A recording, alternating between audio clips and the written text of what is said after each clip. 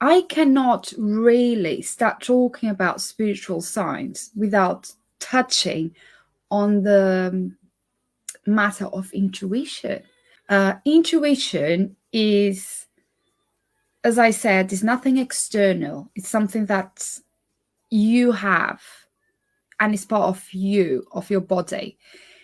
Intuition is the channel between us in this realm and the universe, from which our highest self, our spiritual guides, communicate with us.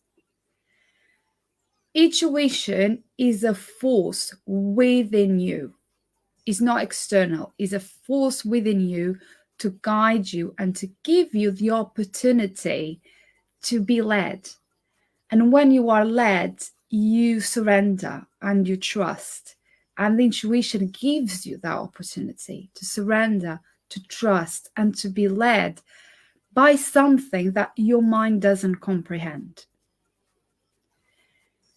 What intuition is not, it is not something external of you, something that you seek outside of you. It's nothing, is not a force that comes from a crystal you buy in a shop, or a certification that you do, or even an oracle deck that you use. Those are divination tools. Those are certification is for knowledge, but intuition cannot be learned. Intuition is a remembering. It's a part of you, it's within you. It's just a remembering of who you are in your true essence. And is this like communication channel between that true essence, that higher self, and you. That's why following your intuition will guide you to your soul's path without unnecessary pain and suffering. The thing is, your mind will always get in the way, because your mind wants certainty. Your mind wants to control things. Intuition gives you that invitation of being led, surrender, to trust. But your mind wants to control. And control is the opposite of surrendering, right?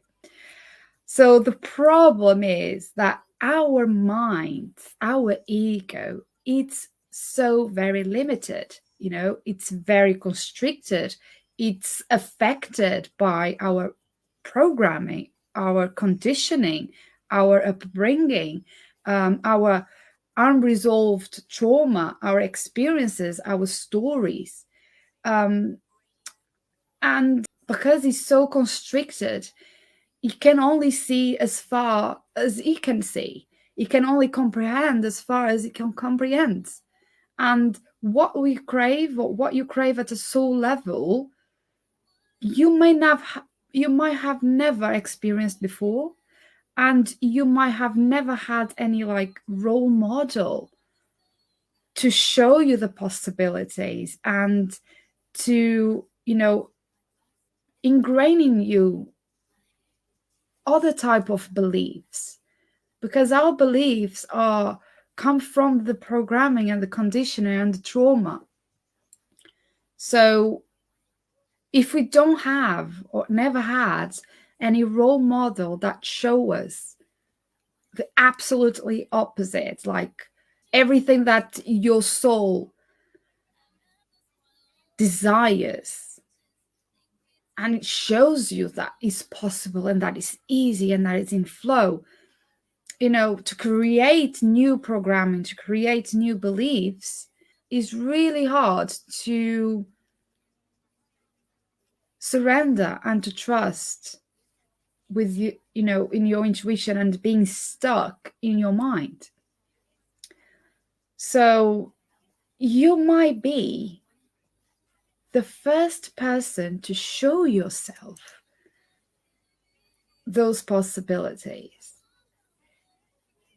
You might be the first one that will get there, that will do the thing, that will break the cycle, that will reach what your soul craves and desires.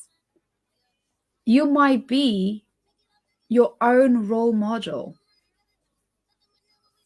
and your higher self definitely knows how to get there.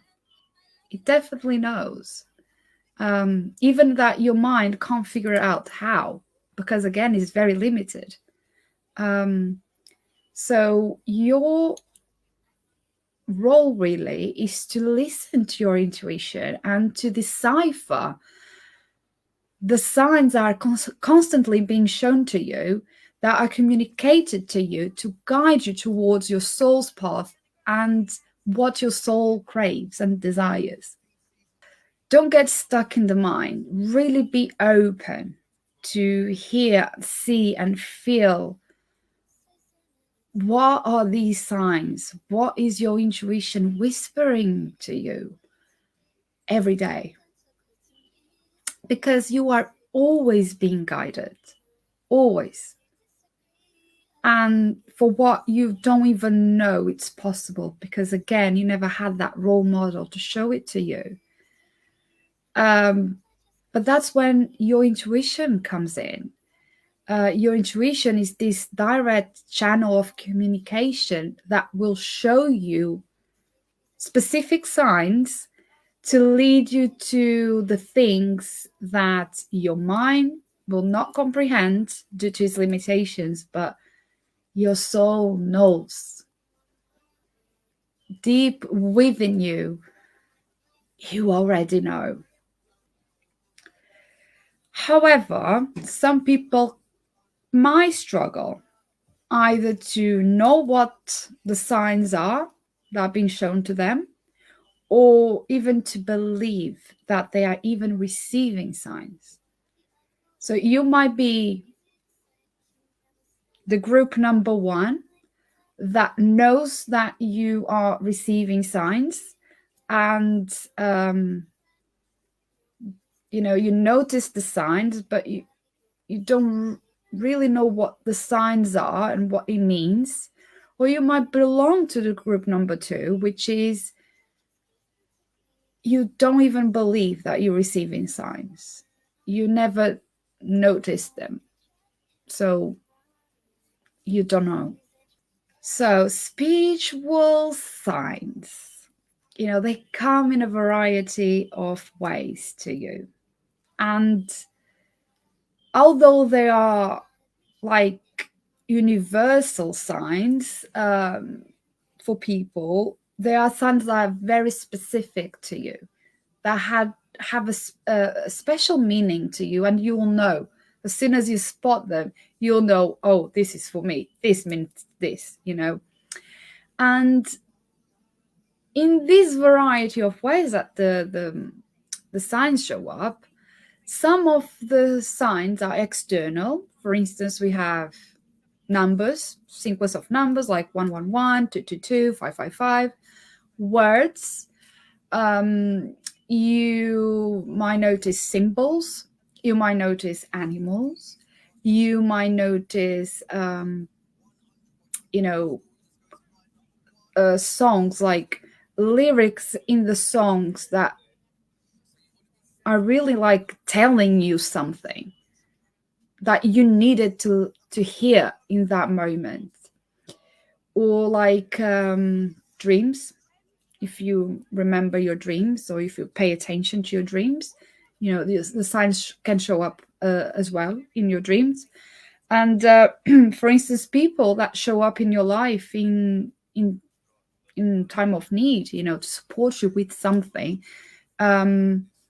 that your soul really chose, to have that person to come into your life and to support you into your soul's path and to your soul's growth.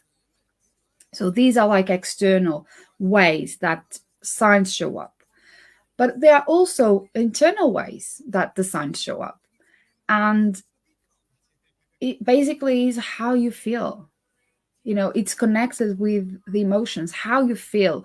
What is the gut feeling that you are having? What are the bodily sensations? What are the signs you're getting? Like feeling uncomfortable, chills, um, heartbeat beating a lot faster, or even just a warmth and a calm inside. Like all of these things are signs that show up, and sometimes we ignore these signs, but they show up. And when you start noticing these signs, you will start noticing them everywhere. And like regularly, repeatedly, they will start showing up to you, and sometimes in patterns as well. So trust that they are specific and they are for you, and they have a message to guide you. They always have. Your job really is to notice those signs and to decipher what those signs mean. And sometimes those signs might mean, pay attention to this, or don't go there, or, be careful, or pursue this, or don't ignore this. For example, a buzzing in the ear, which a lot of people, say they feel like a buzzing or a ringing in the ear. It might mean two things. It might mean, for instance, if you're having a conversation with someone and you're not paying attention, you might start hearing that ringing in your ear, and it might be a sign of pay attention, because what that person is talking is important. It has gold in it. It's really important that you listen. But it also might be that you might having that conversation with someone, or you are just on your own and thinking, being lost in your thoughts, and you start hearing that ringing in your ear. And it might be that it's just to disrupt those thoughts. It's just to interrupt what you are listening, because whatever it is, either your thoughts or the thing that you're listening, is not for your highest good. It's not something that will serve you. And so it is a way, one sign may mean two things, but that's the thing. What is it saying to you? What does it feel right to you? We'll know if it's like, pay attention, this is important, or don't listen, just ignore, noise, don't ignore, don't listen to this. You will know. But again, it's just noticing and paying attention. But whatever the sign that comes to you, the main message that any sign wants to give you is that your spirit guides wanted to know that they are there for you. They want to reassure you that you're not alone. They are there for you, with you, that they are there to support you. That is always the main message. They are there to support you, to guide you, to love you, and that you're never alone. That's like the main message. But then he's deciphering what the actual sign means to you in a very specific way in that moment in time. And the best way to decipher the meaning of these signs is by looking, for instance, at the patterns. Times that a specific sign show up to you in the past, and that is showing up for you now. Because the past is filled with clues about how intuitive pains that these happens, intuitive pains, suffering, and things that we went through have shown up for you, and how then the signs and the reassurance show up to you in that time, during that time. So ask yourself, for instance, what were you going through at that time? Like, what were experiencing, like, that was really life changing, or you struggled in the past? And what are you going through right now? And then try to connect if what happened in the past and what's happening now, if it's something similar, for which, the need for guidance and support is the same or is very similar. And then try to remember what the sign was back then, like the signs that were showing up to you back then. Are they the same signs that are showing up to you now? And if they are, what is the message? Research the meaning of the message. Just try starting from there. But if you struggle to pinpoint a time in the past that a specific sign show up to you, if you didn't record these things, that's why it's really important to keep a journal and record these things. There are a few things that you can do, and you can start doing it now.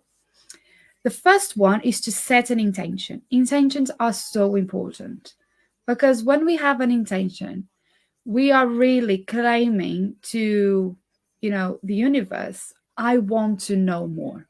I want your help. I want you in my life. So it's just you putting yourself out there, and you are ready, even without knowing on a conscious level, you are ready, surrendering and putting trust in something that's beyond what your mind can comprehend. So you put that intention in, and you just, ask for the signs, ask for specific signs.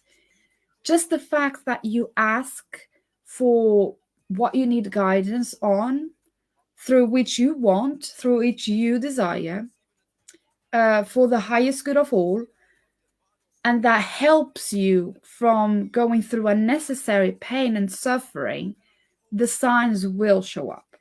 And it can be very quick. Trust me on that. It can be very quick. So after you set the intention, the next step is to set the intention on how strong you want the signs to be. Some people are more comfortable getting signs that are more subtle, that are not too in your face, because they might get scared. They might become very overwhelming, especially if they are new to all of this.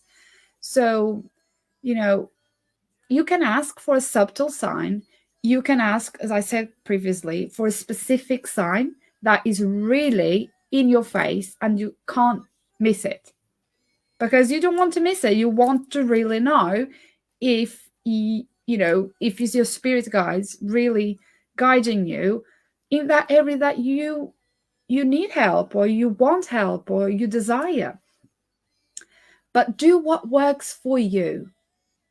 It doesn't matter, because your spirit guides will always have your best interests at heart. They will do everything for your highest good. They don't want to scare you. They are very loving. So ask for, if you're more comfortable with a subtle sign, go for it. If you want something that's more in your face, go for it. What is important is that you do what feels right to you, what works for you, and that brings you closer, right? That opens you up more to your intuition rather than scaring you, because that's not what we want here. So after you setting the intention and how strong you want that sign to be, the next step is to pay attention to the signs. They will come, as I said, they might come very fast. The more intention you put into it, the quicker will come, right? So start, just paying attention. Keep your eyes, your ears, your feelings open. You will start noticing, again, the song on the radio, the numbers showing up constantly, the same sequence of numbers, or like a specific symbol, a specific animal that keeps showing up to you. And it might be just random. It might be that you're driving and you see a horse in the field. It might be that, if horse is your sign, it might be that you're scrolling on Facebook and then you saw this beautiful picture or video of a horse. and all of a sudden you're watching TV and something with a horse shows up, or the word horse, you stop paying attention. And like, okay, what does it mean? Right? So pay attention. And another thing that is really important is when you're doing all of this, make sure that you are in a high vibration. That you are in clear, peaceful energy, not in lack, not in desperation, not in overwhelm, not with a lot of negative energy, because that will block you from being open to see and hear and feel these signs coming through. So it's really important that even if you're feeling a bit down, you can do things that will raise that vibration, that will, make the energy that is stuck in your body to move. And some of the things that you can do is like, you can try salt baths, or even just swimming in the sea, with salt water. So you can do that as well. Or you can do like some sort of exercise or dancing, because it moves the stagnant energy in the body, and you will feel your energy, rising so much. It's really good for you. Or you can try, for instance, solitude, like 30 minutes, an hour of, being on your own, in your own space where you feel safe. And, in silence, meditating, journaling, just, being with yourself to like lower the vibration, the negative vibration, to ground yourself. You can just go outdoors, to ground in nature. That really is very helpful as well to raise your vibration. Or being creative, if you are someone that likes to be creative or likes gardening, for example, do these things, because they will help you raise your vibration. They will help you raise your energy, and that will open up the channel, the intuition channel, to noticing the signs that are coming through. And lastly, take action. Signs will be presented to you every time, like every day and constantly. Once you put the intention out there, they will show up, and they will show you next steps that you can follow. They will show you, they will give you these messages. So when an opportunity shows up, you are still required to take immediate action. We are soul beings having a human experience. And as human beings, it's required of us still that we need to take action because of free will, right? It's your free choice to take action or not. But if you want to open up this channel and receive the messages and be guided, be led, you have to take action. For instance, you might buy a lottery ticket, you might put the right numbers, and you might win the lottery ticket.